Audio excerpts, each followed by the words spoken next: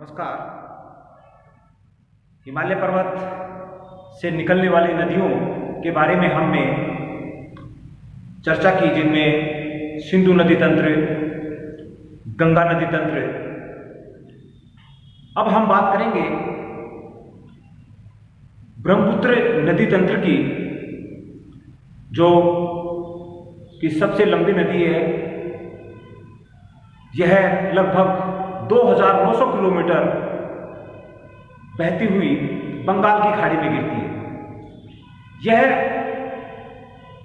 कैलाश मानसरोवर के दक्षिण में से उद्गमित होती है और यह क्षेत्र ऐसा क्षेत्र है जहां से सिंधु और सतलज नदी का उद्गम भी इसके समीप में से होता है।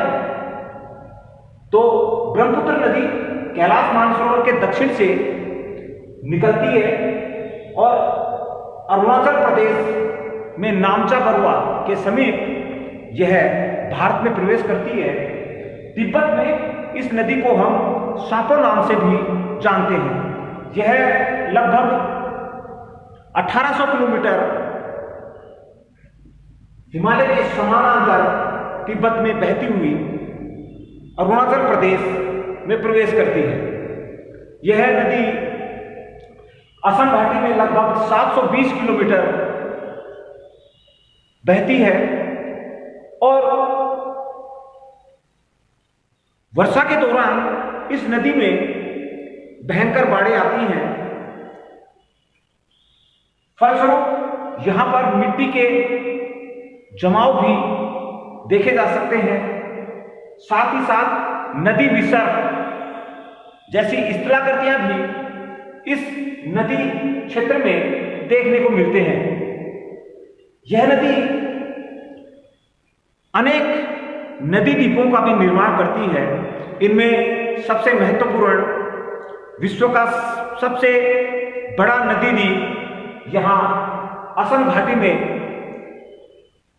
स्थित है, जिसको हम मोजुली द्वीप भी बोलते हैं। मोजुली द्वीप का नाम भी इसको हम देते हैं। यह नदी गंगा नदी से मिलकर विश्व का विशालतम डेल्टा का निर्माण भी करती है। साथ ही साथ इसकी जो सहायक नदियां हैं, इनमें सबनेरी, भरोली, दिहिंग, बूरी आदि इसकी मुख्य सहायक नदियां हैं। तो इसका अथवा क्षेत्र भारत में बहुत कम है, लेकिन उसके बावजूद भी इसमें जल प्रवाह बहुत ज्यादा पूरे साल भर देखने को मिलता है। इसके बाद में ब्रह्मपुत्र नदी तंत्र के बाद में हम बात करेंगे प्रायद्वीपीय भारत के नदी तंत्र की, जो लगभग भारत के दक्षिणतम भाग को आवृत करते हैं। इस नदी तंत्र में, प्रायद्वीपीय नदी तंत्र में कुछ नदियां, जिसमें नर्मदा और ताप्ती नदी हैं, दो ऐसी नदी हैं जो ढाल के विपरीत पूर्व से पश्चिम की ओर प्रवाहित होती है। यानी यहां से पश्चिम की ओर प्रवाहित होती हैं और ये दोनों नदियां ही डेल्टा का निर्माण नहीं करती हैं। यानी एस्चुरी डेल्टा का निर्माण नर्मदा और ताप्ती नदी करती है। इसके अलावा राजस्थान से निकलने वाली नूरी और साबरमती नदी भी क्रमशः कचकीरण और खंबात की खाड़ी यहां गिरती है। बाकी अधिकांशतः प्रायद्वीपीय भारत की नदियां, जिनमें महानदी, गोदावरी, कृष्णा, कावेरी आदि नदियां पश्चिम से बहती हुई ढाल का अनुसरण करती हैं और बंगाल की खाड़ी में गिरती है, डेल्टा का निर्माण भी करती है। इन नदियों में ऊर्ध्वाधर अपर्दन की शक्ति क्षीण हो गई है, लेकिन क्षैतिज अपर्दन के द्वारा इनकी घाटियां चौड़ी देखने को मिलती हैं। यानी अपर्दन के कारण, यहां पर क्षैतिज अपर्दन के कारण नदी घाटियां चौड़ी मिलती है। ऊर्ध्वाधर जो अपर्दन है वो बहुत कम या लगभग नगण्य के बराबर संपन्न होता है। तो नदी अपर्दन बहुत प्राचीन काल से यहाँ संपन्न हो रहा है, जिसके कारण से दक्षिण प्रायद्वीपीय भारत की जो नदियां हैं वो अपनी अंतिम अवस्था को प्राप्त कर चुकी हैं। यानी ये जो नदियां हैं ये अपने आधार तल को प्राप्त कर चुकी हैं। वर्तमान में ऊबड़ खाबड़ क्षेत्रों से प्रभावित होती हैं, फलस्वरूप यहां पर नौ परिवहन नहीं हो पाता ऊबड़ खाबड़ क्षेत्र के कारण, और यहां पर केवल नदी घाटी क्षेत्र में ही जलोढ़ मिट्टी का निक्षेपण देखने को मिलता है, लाल मिट्टी का निक्षेपण देखने को मिलता है, लेटेराइट मिट्टी का निक्षेपण भी कहीं कहीं अपने को देखने को मिलता है। फलस्वरूप नदी घाटी क्षेत्र में सघन कृषि के क्षेत्र देखे जा सकते हैं। सबसे पहले हम नर्मदा नदी की बात करते हैं, जो पूर्व से बहती हुई पश्चिम में अरब सागर में गिरती है। यह नदी अमरकंटक के समीप से उद्गमित होती है और विंध्याचल और सतपुड़ा इन दोनों श्रेणियों के बीच में से ये नदी प्रभावित होती है और जबलपुर के पास धुआंधार जलप्रपात का निर्माण भी करती है। जबलपुर के पास धुआंधार जलप्रपात का निर्माण भी करती है। यह नदी लगभग 1312 किलोमीटर 1312 किलोमीटर लंबी यह नदी अपने कुल अपवा क्षेत्र की बात करते हैं तो यह लगभग 98,795 वर्ग किलोमीटर के क्षेत्र अपवा क्षेत्र को सम्मिलित करती हैं। साथ ही साथ इसकी सहायक नदियों की बात करते हैं तो इसमें हीरन, ओरिसान, बरना, कोलार आदि इसकी सहायक नदियां हैं। दूसरी नदी की बात करते हैं हम ताप्ती नदी की। ये नदी भी पूर्व से निकलती है और पश्चिम में अरब सागर में प्रभावित होती है। बैतूल की पहाड़ियों से ये नदी निकलती है, जहां सतपुड़ा की पहाड़ियां आवर्त हैं देखने को मिलती हैं, वहां से ताप्ती नदी निकलती है जिसकी कुल लंबाई 724 किलोमीटर। ताप्ती नदी की कुल लंबाई 724 किलोमीटर की है और इसका कुल अपवा क्षेत्र लगभग 65,000 वर्ग किलोमीटर का माना गया है।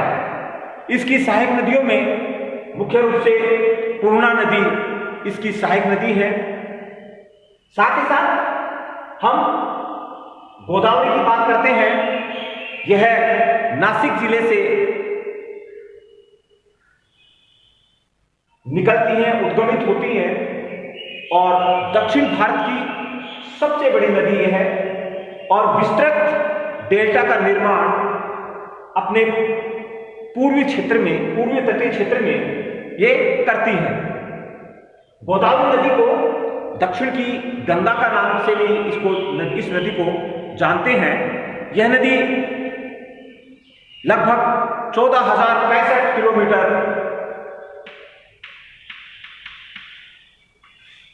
की दूरी में प्रभावित होती है और इसकी सहायक नदियों में पैन गंगा, वैन गंगा आदि इसकी सहायक बड़ी नदियां हैं। पूर्णा, मांजरी, इंद्रावती आदि अन्य इसकी सहायक नदियां हैं। हम कृष्णा नदी की बात करते हैं जो कर्नाटक के महाबलेश्वर से उद्गमित होती है, जिसकी कुल लंबाई 1400 किलोमीटर है। कृष्णा नदी की कुल लंबाई 1400 किलोमीटर की है और यह लगभग 2,58,000 वर्ग किलोमीटर क्षेत्र को आवर्त करती है। यानी इस नदी का कुल अपवा क्षेत्र 2,58,000 वर्ग किलोमीटर का है। इसकी सहायक नदियों में घटप्रभा, मालप्रभा, भीमा, तुंगभद्रा आदि इसकी मुख्य सहायक नदियां हैं, जबकि मूसी और कोयना नदी छोटी नदियां हैं, वो भी कृष्णा नदी की सहायक नदियां हैं।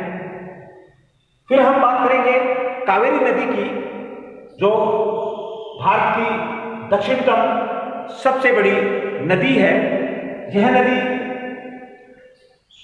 कुर्ग जिले में से निकलती है, कर्नाटक के कुर्ग जिले से निकलती है और 805 किलोमीटर बहती हुई बंगाल की खाड़ी में गिर जाती है। इस नदी का जो कुल अथवा क्षेत्र है लगभग 87,600 वर्ग किलोमीटर। कुल अथवा क्षेत्र 87,600 वर्ग किलोमीटर इस नदी का अथवा क्षेत्र है। इसके अलावा ताम्रवती नदी भी दक्षिण में पश्चिम से बहती हुई पूर्व में मन्नार की खाड़ी के पास बंगाल की खाड़ी में मन्नार की खाड़ी में समाहित हो जाती है। तो इस प्रकार हमने हिमालय की नदियां, प्रायद्वीपीय भारत की नदियां, इन दोनों का अध्ययन किया और इन दोनों क्षेत्रों की जो नदियां हैं उन नदियों में हम जब तुलना करते हैं तो स्पष्ट रूप से यहां अपने को देखने को मिलता है कि हिमालय पर्वत की नदियां नवीन नदियां हैं, ऊर्ध्वाधर अपरदन शक्ति उनमें ज्यादा देखने को मिलती है। फलस्वरूप गॉर्ज, कैनियन, बड़े झरने यहां देखे जा सकते हैं, जबकि दक्षिणी प्रायद्वीपीय भारत की जो नदियां हैं वो प्राचीनतम नदियां हैं, जिसके कारण से लगातार अपरदन हुआ यहाँ, और अपरदन के कारण ये नदियां वर्तमान में अपनी अंतिम अवस्था को पार कर चुकी हैं, यानी आधार तल को ये नदियां प्राप्त कर चुकी हैं। ऊबड़ खाबड़ क्षेत्रों में ये बहती हैं, केवल कुछ एक क्षेत्रों में बड़े जलप्रपात देखने को मिलते हैं, देखे जा सकते हैं। साथ ही यहां पर जलोढ़ मिट्टी का अभाव देखने को मिलता है, बहुत कम जमाव देखने को मिलता है। ये जमाव भी नदी घाटी क्षेत्र में ही देखने को मिलता है, जबकि हिमालय से निकलने वाली जो नदियां हैं वो पूरे भारत के मैदानी भाग में जलोढ़ मिट्टी का निक्षेपण पूरे साल भर लगातार रूप से करती हैं। तो यहाँ सिंचाई की आवश्यकता पूरे साल भर नहीं होती है, कुछ एक फसलों को छोड़कर। जबकि दक्षिण भारत की नदियां वर्षा आधारित नदी हैं, अधिकांशतः नदियां, लेकिन इनमें नर्मदा, ताप्ती, गोदावरी और कावेरी जो नदियां हैं, कृष्णा नदियां हैं, इनमें वर्षा काल के अलावा पूरे साल भर एक जलधारा के रूप में जल प्रभावित होता है। साथ ही ये नदियां पूरे साल भर जल उपलब्ध कराती हैं पीने के लिए, सिंचाई के लिए, कल कारखानों के लिए। इनमें पानी का लगभग अभाव होता है, बहुत कम पानी ये हमें उपलब्ध कराती हैं। तो ये बड़े अंतर हिमालय की नदियां और प्रायद्वीपीय भारत की नदियों में अपने को स्पष्ट रूप से देखने को मिलते हैं। Thank you.